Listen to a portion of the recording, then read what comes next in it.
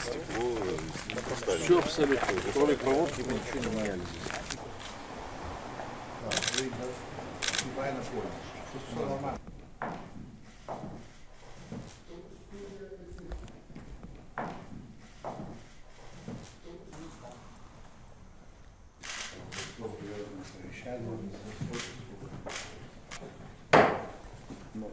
Еще вчера, обсуждая проблемы Абхазии с нашим старшим братом Владимиром Владимировичем, мы много, очень до ночи обсуждали эти вопросы.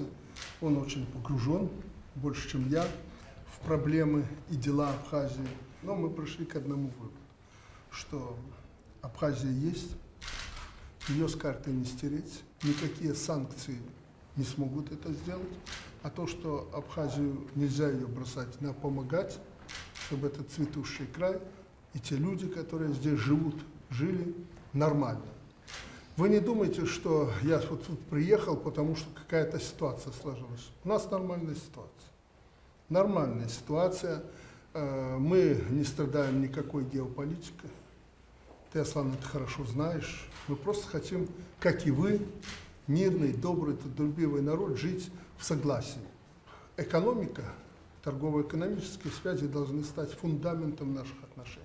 Мы приехали с добром, и если мы чем-то вам можем помочь, притом это взаимовыгодное будет сотрудничество, а направление его есть, мы это сделаем. Поговорим о многом. Я человек, как вы знаете, уже опытный и в политике, и в других сферах. Поговорим, подумаем, как нам жить дальше. Но главное, чтобы здесь народ жил достойно, потому что этот райский уголок нашей земли этого достоин, а люди здесь святые. Не для лести вам говорю, святые, я это помню с советских времен, когда здесь бывал. Поэтому мы хотим наладить этот не просто мост дружбы, а очень серьезные наши отношения.